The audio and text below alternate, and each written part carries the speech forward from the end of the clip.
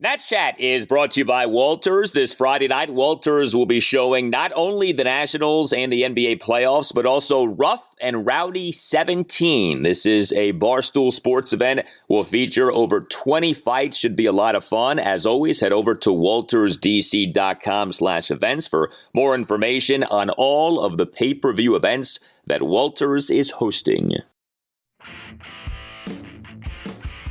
Throw to first, throws it away. Rojas will score. Gonzalez going for second, now around heading for third. Bell's throw is thrown away. He's going to try to score, and he will. The Nationals commit 2 throwing errors on the same play, and a pickoff toss results in 2 runs on the board for the Marlins, and it's 4-0 Miami. And welcome to Nats Chat for Wednesday, May 18th, 2022. I'm Al Galdi, host of the Al Galdi podcast. Mark Zuckerman is off for this installment of the pod, but I am very pleased to be joined by the mastermind of the Nats Chat podcast, the architect of the Nats Chat podcast, Tim Shovers. And, you know, Tim, the last episode of this podcast was about what was to me, and I'm guessing to a lot of people listening, the worst game of the Nats season so far. This installment of the podcast, unfortunately, is about a game that wasn't much better. A 5-1 loss at the Miami Marlins on Tuesday night in Game 2 of a 3-game series. Nats this season now a National League East worst 12-26, including just 6-19 since a 6-7 start to the season. Yeah, the Nats have lost 19 of their last 25 games. Tim, more bad hitting, more bad fielding, more bad pitching, and now we have some concerns here with Cade Cavalli. We'll get to those coming up in just a little bit, but it's rough right now, man. I mean, you're a big baseball fan. You saw the Nats when they were bad, like a lot of us did. This is so reminiscent of what was going on with this franchise in the dark days. The baseball is bad, Al. The baseball is bad. These have been some really tough watches.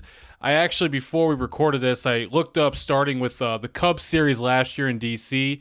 That was the night after the fire sale concluded, which the Nats actually won 2 of 3 that weekend. But since then, Al, if you start from that night dating through now, they are 30-69 in their last 99 games. And a lot of those obviously have been blowouts or not competitive games. We have been exposed to a really bad stretch. And if you sort of extrapolate this out to a 162-game sample size, we're basically watching 50-win baseball. That's the kind of baseball we're getting day in and day out. Yeah, I mean, the Nats are tracking toward not just a 100-loss season, but like 110 losses, maybe even more. You know, now we'll see if they get to that level. I'd like to think that they won't. I'd like to think that things won't be that bad. But, you know, when we talk about the worst teams in baseball, so far, the Nats are a part of that group. I mean, that's just the truth about things. And, you know, I think we all recognized what this team would be this season, and that is not very good.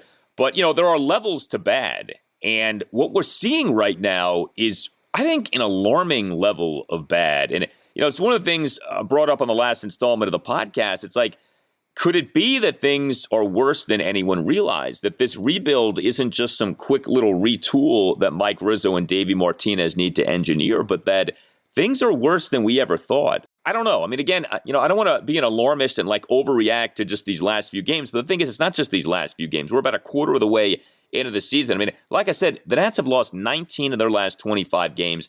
And there is an ugliness to these games. I think that's the thing. These games, these performances are like off-putting what we're seeing. The fielding is offensive right now. Every game, there's some clown show moment. We had another one on Tuesday night. Al, you know, you brought up the early days of the Nats, and as someone who lived in Atlanta, I followed the Expos and the early Nats well. So I wasn't living here just yet. I moved here in 2010, but I saw it often, and we are approaching that level of baseball, which is not really major league. And baseball, what we've seen, and you just described it really well, you know, some of those games, Al, where you log on to Twitter at about 3:45, and Mark and Jesse, their Twitter timelines already have like 9 tweets from the first half hour they've been at the ballpark because there's been some wholesale changes with the roster, and Davey has a quick comment, maybe Rizzo's got a quick comment, and you catch up to a lot. I feel like one of those days need to be coming. There needs to be a few changes here, and just whether it's swapping out veterans, and you could pick whatever veterans you want, but I can't see how this current iteration of the team can continue much longer. It's bad. It's really bad. So, There are many places at which we could start with this latest Nats loss. I'd like to bring up this latest clown show defensive moment. This really is something. Understand what happened on Tuesday night. The Nats, for a second consecutive game, had a play on which the team committed 2 errors. To do that once is something. To do that twice is something. To do that in back-to-back games, I don't know that I've ever seen that before. And the 2-error play on Tuesday night came in a 3-error inning for the Nats. So Nats reliever Erasmo Ramirez, he on Tuesday night allowed 2 runs, 1 earned in the bottom of the 7th inning. The Nats in this Marlins 2-run 7th committed 3 errors, 2 of which were by Erasmo Ramirez. 1-1, Ramirez sets a high set. The leg kick and the arm around, and a bunt try first base side. Ramirez has to chase it. He runs it down and can't pick it up. By the way, I'd like to know this. Nats pitchers have got to lead the majors in errors this season. It feels like Nats pitchers have committed a truckload of errors this season. Anyway, Erasmo in this 2-run Marlins 7th on Tuesday night gave up a leadoff double to Miguel Rojas. Ramirez then committed a fielding error on a sacrifice bunt by Eric Gonzalez. Had trouble picking up the baseball with his glove. Wasn't an easy play. Got charged with the error. So you had runners at the corners. And then came another 2-error play by the Nats. Erasmo Ramirez committed a throwing error on a pickoff attempt at first base. And then Josh Bell, and boy, his name is coming up more and more in these embarrassing moments here. He made a throwing error in throwing the baseball to third base. 2 runs ended up scoring on this 2-error play, giving the Marlins a 4-0 lead. I mean, Tim, here we were again, another play worthy of, any 1980s, 1990s blooper-style highlight reel. We had it here from the Nats. This was something else to see. Josh Bell out, first impressions last forever. The first time I was exposed to Josh Bell, there was a random day off, and I went to PNC, finally crossed it off my bucket list. And it was 2017. I was sitting next to a diehard Pittsburgh fan, and he was telling me about the roster, and he said, Josh Bell, he can hit, but he is a really bad fielder. And then a half inning later, he dropped a routine throw from the shortstop. Just so you know where my head is at on all Josh Bell defensive plays. I also do remember last year, remember that bounce throw against Baltimore? Here's the set to 2-2. Swinging a line drive right field toward the corner, over Soto's head, and 1 hop off the wall. Soto gloves to Karam. Hayes to third's going to stop as the throw in gets by the cutoff man. Now he's going to try to score. Bell throws home, the tag by Gomes. He is out at the plate. Huge play there for the Nationals. To nail a player at the plate. So, yeah, this is a long way of saying these throws from him happen. The pickoff move also, I don't know if that's an organizational thing or just we're in a bad stretch. I don't know what's going on there. But you're right, Al. I mean, I didn't see an Elias stat, but that can't be too often. You have back-to-back nights of 2 errors on the same play.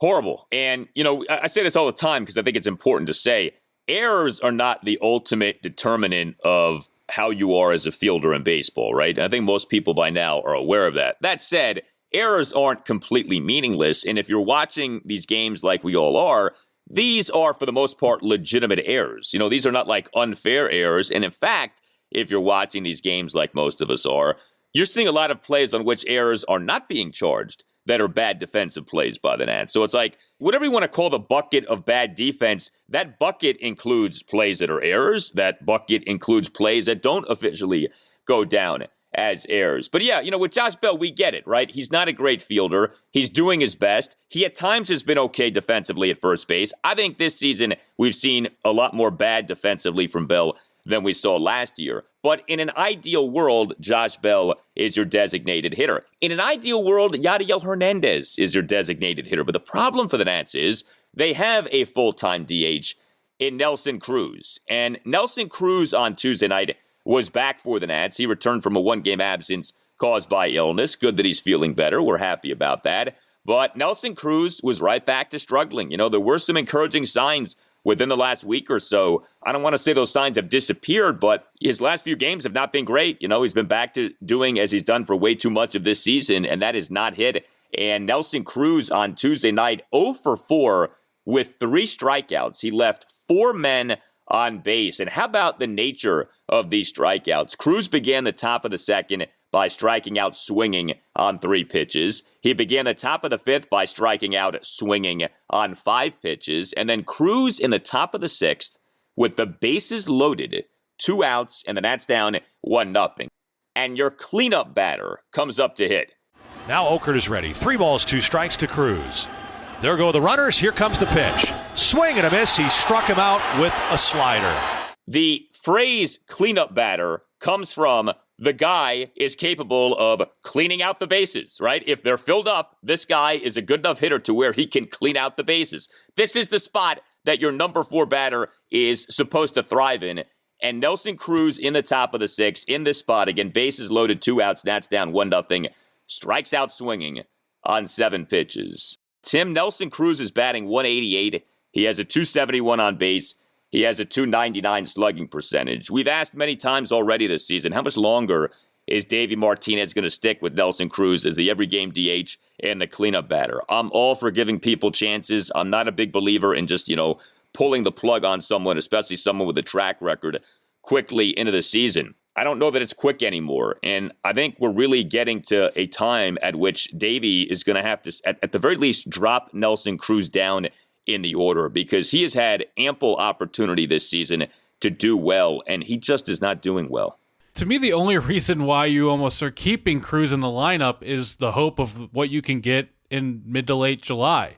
Other than that, it's sort of why you're doing all these gymnastics for Cruz when Yadiel is a legitimate DH option instead, and you have another guy you could plug in left field. I'm with you, Al. I don't have an answer yet because I just started asking that very question to myself within the last week, but I'm getting there where it's like, wait, what are we doing here with Cruz? And at the very least, he's got to move him at least one spot down. He has not earned being anywhere in the 2 to 4 hole. Yeah, and I mean, Nelson Cruz, I would think he's a reasonable person. Like, what is he going to kick and scream if you put Yadiel Hernandez ahead of Nelson with the way that Yadiel has hit this year and the way that Nelson has hit this year? I mean, Nelson Cruz is not going to be here more likely than not beyond the MLB trade deadline on August 2nd. And even if he is, he's gone after this season, okay? They're not keeping him beyond this season, barring the unforeseen. So I wouldn't get so caught up in, feelings here, do what's right for the team. Do what's right for the organization. I mean, look, hopefully he starts hitting, but we've been saying that for a while, and it's still not happening. And you do wonder if this is just, the decline here of Nelson Cruz. Age 41 season, struggled in the second half of last season as compared to in the first half of last season. He's a human being. He wasn't going to be a great slugger forever. We may be seeing the end of Nelson Cruz here. I don't know. I mean, he was doing better within the last week or two. So, you're kind of like, all right, well, what happened to that? Maybe he gets back to it soon, but this really stood out on Tuesday night. Those 3 strikeouts, especially in that big spot with the bases loaded and 2 outs. Hey guys, it's Al Galdi for Window Nation. The Window Nation graduation sale continues. If your old windows are failing or just not making the grade, here's a homework assignment. Call Window Nation and get to the head of the class with 0% financing for 5 full years. Yes, 5 years, 60 months. And get 2 free windows for every 2 windows that you buy. Window Nation windows are the best. Window Nation has installed over 1 million windows in over 150,000 homes, with 96% of those homes needing no follow-up service. You get 2 free windows for every 2 windows that you buy, and you make no down payment and pay no interest for 24 months. Increase the value of your home with Curb Appeal. Save money on your energy bills by replacing your old inefficient windows with new energy efficient Window Nation windows. Call 866-90-NATION or visit windownation.com. That's 866-90-NATION or visit windownation.com. And make sure that you tell Window Nation that Al Galdi sent you. That's 866-90-NATION or windownation.com. And make sure that you tell Window Nation that Al Galdi sent you. Bender, a long look in. Now he throws over, and they call him out. He is picked off, according to Mark Carlson, the crew chief and first base umpire. There's more sloppiness that we can talk about. Victor Robles got picked off on Tuesday night. How do you like that? He got his first stolen base of the season on Monday night. You thought that maybe things were going well for Victor, at least when it came to him on the base paths. And sure enough, what happened with Robles on Tuesday night. Top of the sixth, a one-out single to center field. But then Robles, with the lineup turning over. Remember, Victor Robles is the Nats' number 9 batter, right? So Cesar Hernandez is batting. You got Juan Soto coming up. You got Josh Bell coming up. Well, Victor Robles, Nats are down 1-0, gets picked off at first base for the second out. I mean, if we were truly invested in the outcomes of these games, you'd say, boy, that's a terrible spot in which to get picked off, right? A one-run game. Lineup is turning over. Soto's coming up. Bell's coming up, and you get picked off like that. But Robles gets picked off, and what I thought was interesting, Tim, was so he is leaning, Robles is, toward his right as if he's about to go to second base.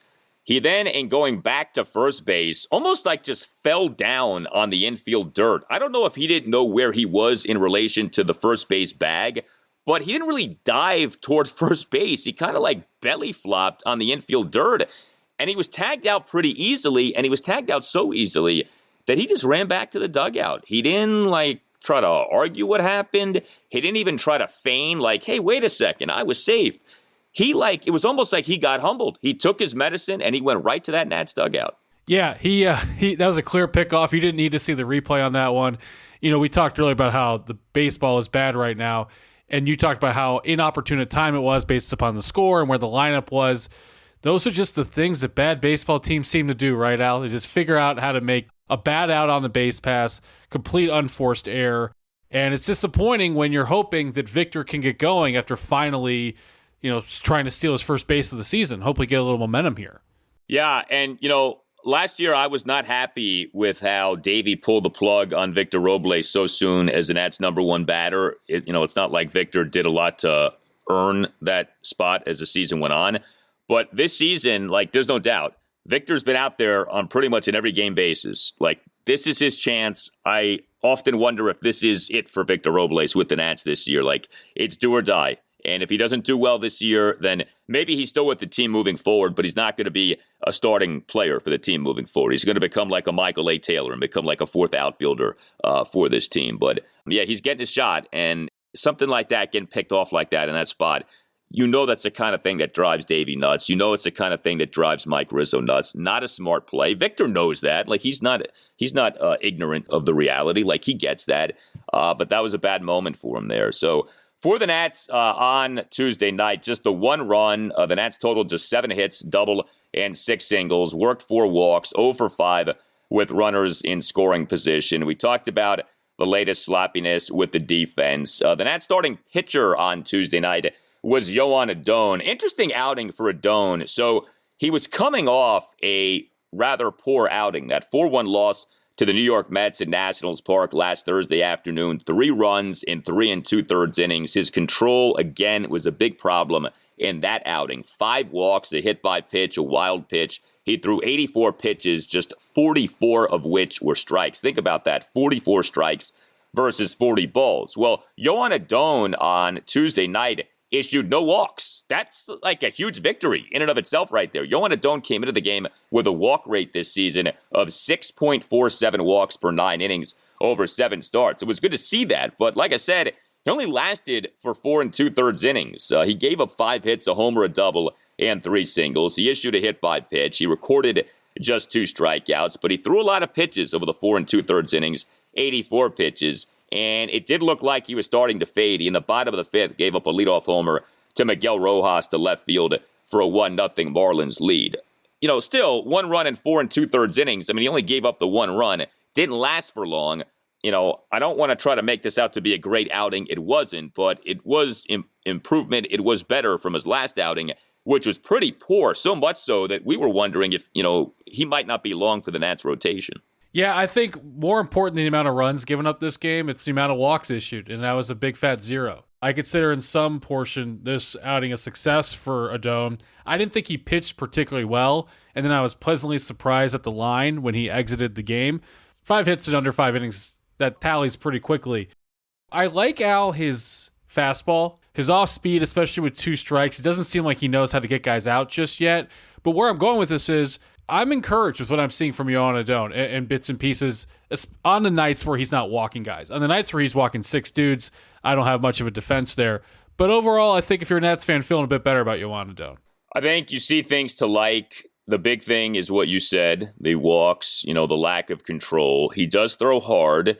He has had some impressive outings this year, but the problem is he's had some really brutal ones too. His overall numbers for the year are not good. His ERA is 6.38, but he's a young pitcher, and so you want to see him. Like, at least when Adon pitches, you feel like there's a purpose. I think what's tough right now is like when an Aaron Sanchez pitches, you're kind of like, okay, whatever. Like, if he does well, fine. And if he struggles, even worse. But he's not really taking you anywhere. No one has any faith that Aaron Sanchez is a piece to any extent moving forward. I mean, I guess maybe in an ideal scenario, he pitches well enough to where you can flip him for a prospect. Okay, but, that's not happening right now with the way that things are going for him. At least with Adon, he's young, there's talent, you want to see if the guy can develop into anything. But, it's been tough for him here. So, but, until Steven Strasburg and Joe Ross are ready, until Cade Cavalli is ready, and we'll get to him shortly, Adon probably going to be staying in the Nats rotation, at least for the foreseeable future. The Nats bullpen on Tuesday night had problems too. 3 Nats relievers combined to give up 4 runs, 3 earned in 3 and 3rd innings. Steve Cishek allowed 1 run in 1 and 3rd innings. He came into the game in the bottom of the 5th, runner on first, 2 outs. Nats were down 1-0. Did induce a grounder for an inning-ending force out. Cishek in the bottom of the 6th gave up a 2-out solo homer to Jesus Sanchez on a bomb to right center field for a 2-0 Marlins lead. Cishek had Sanchez down at 1.02. That was a big homer by Sanchez when it projected 425 feet per Statcast. Cishek really has not been very impressive. You might say he's the biggest disappointment in this Nats bullpen so far this year. I don't want to overstate like the expectations for Steve Cishek coming into the season, but veteran reliever, pretty good track record. He's had problems, feels like more often than not. Erasmo Ramirez, we discussed him, 2 runs, 1 earned in the bottom of the 7th. And then Paolo Espino, he's been a little bit shaky. The secret weapon lately, he's being thrust into these ultra low leverage spots. Paolo on Tuesday night, a run in the bottom of the 8th, during which he gave up a double and a couple of singles. However, though, a listener of ours, Val, attended the game. She tweeted at us. She was wearing a Secret Weapon t-shirt and then got to see Paolo Espino pitch. So if you want to see the bright side of the evening.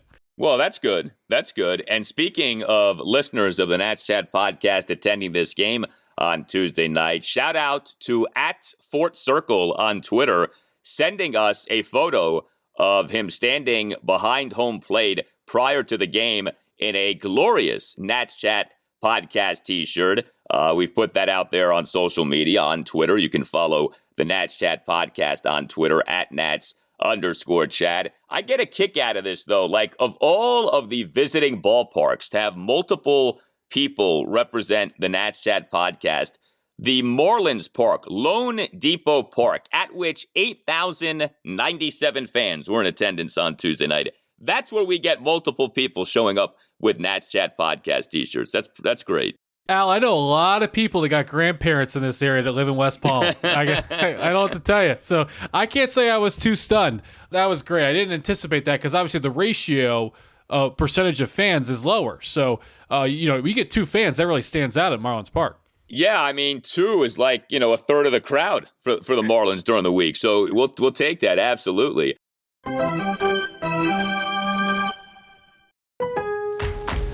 Memorial Day doorbuster deals are here at Lowe's. Right now, Rewards members save $80 on the Master Forge 4-burner gas grill, now just $149. Plus, Rewards members save $900 on the Lowe's exclusive Hisense French door refrigerator, now only $999.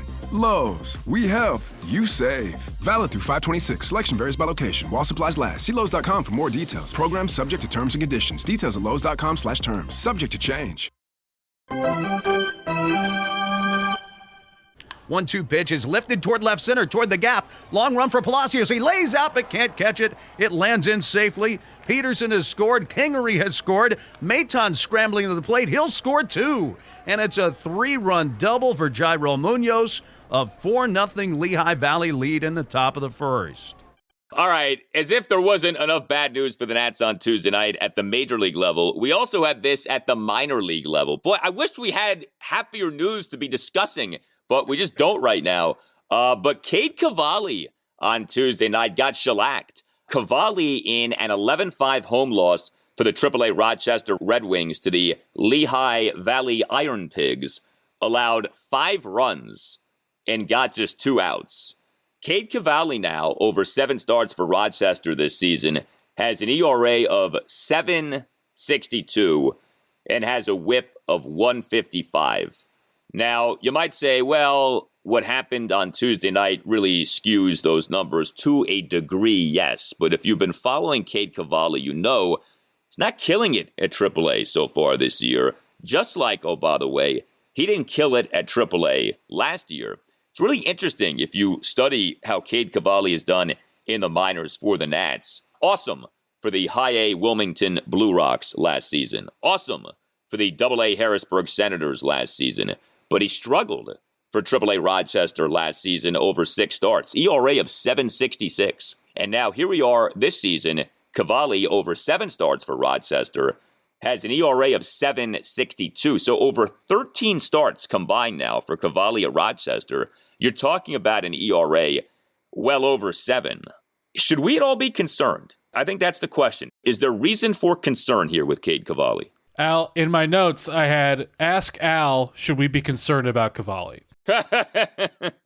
Since we're both asking it, I think it's definitely time to have the conversation, especially that you really extrapolated the sample size. 13 starts is not a full season, but that's not 3 or 4 starts. And, there's a clear situation here. The second he went up in class, he has been hit hard. Now, the only thing that makes me feel better is you look at the 2/3 of an inning, and that's very troubling, but both outs were strikeouts. And he has had games where, yes, he's given up 6 runs, but he's also struck out 6 guys. So I don't know his pitch sequencing. I'm not going to pretend that I do. But it does seem like at the very least, he still has swing and miss stuff. So that's the one thing that's keeping me happy, Al.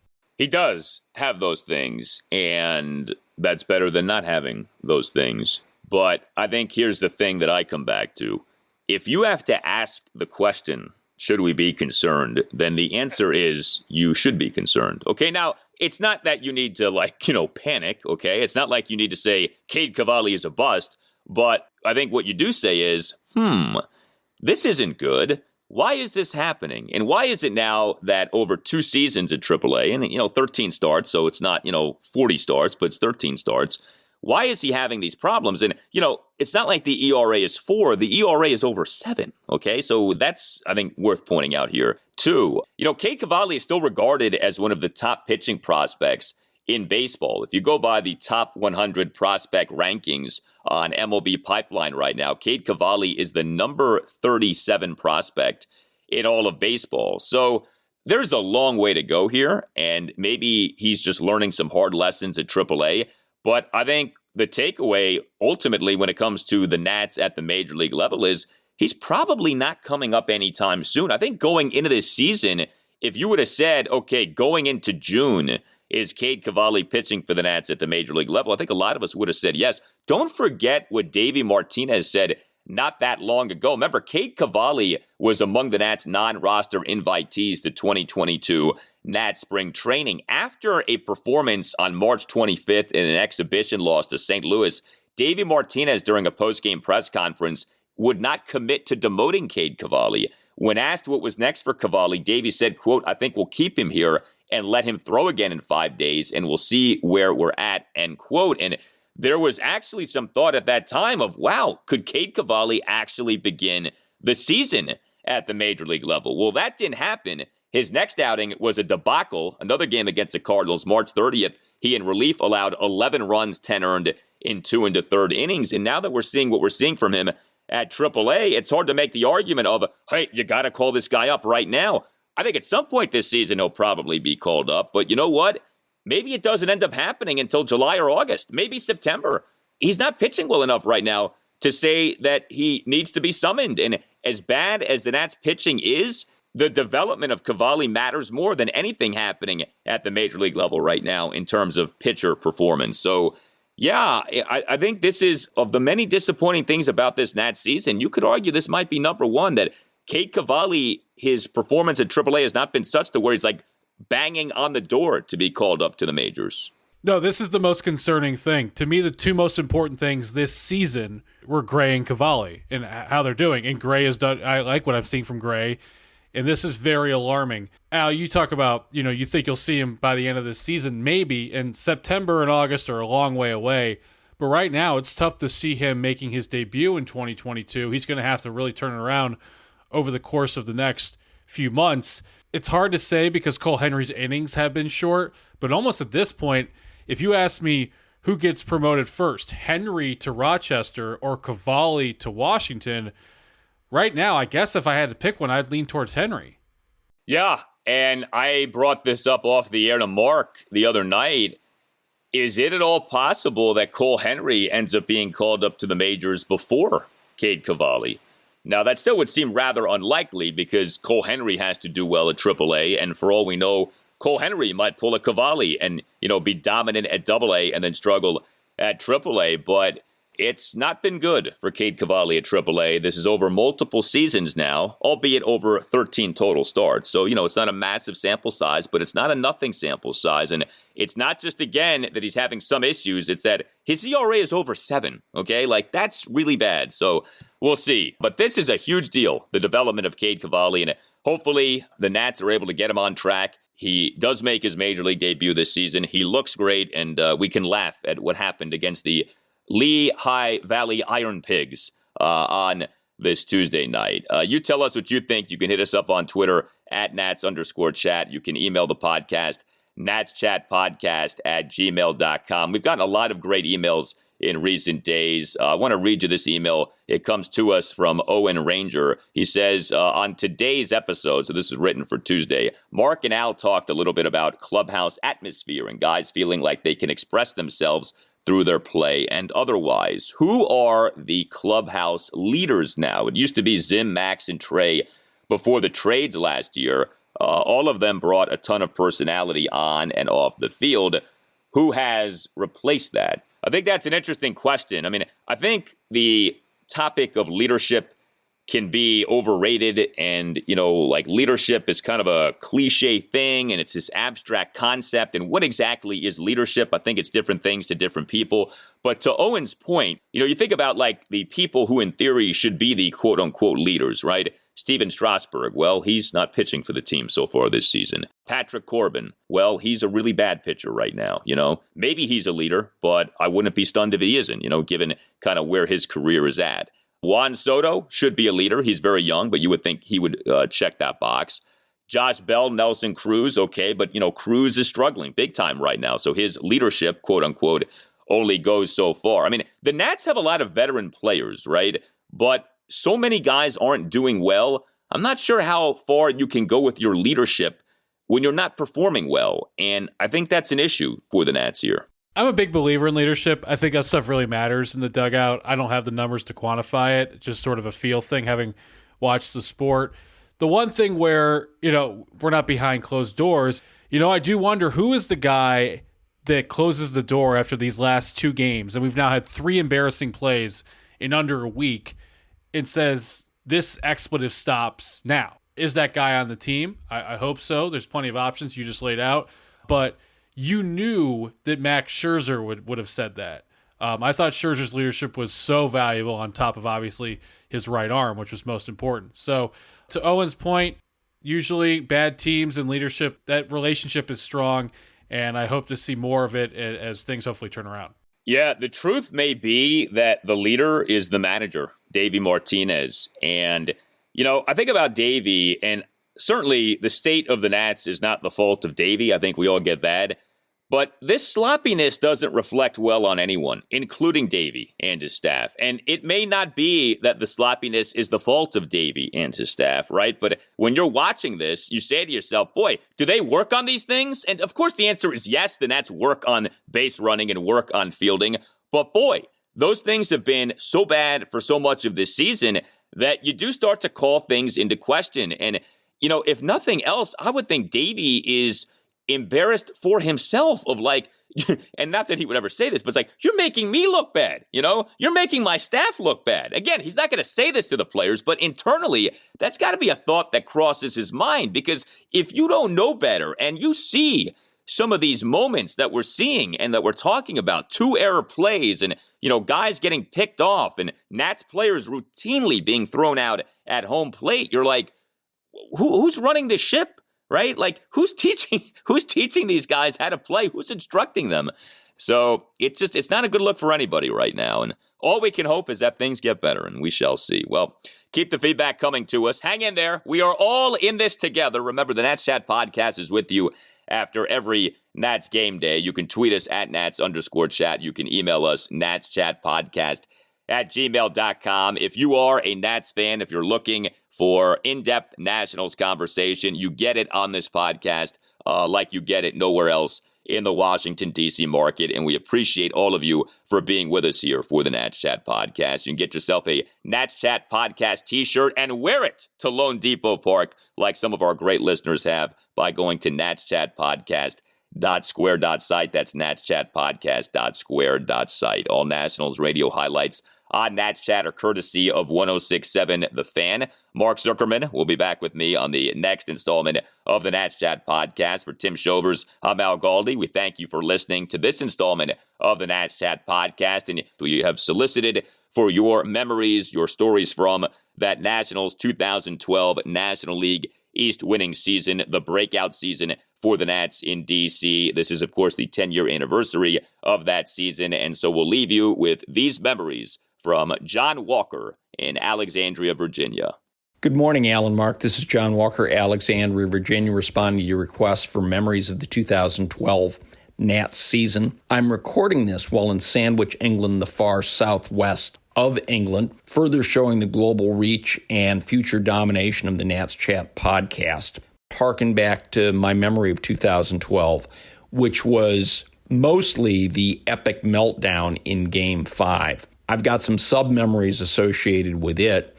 First is that I was in New York City. I was dark on the phone for a couple hours because I was watching my daughter perform.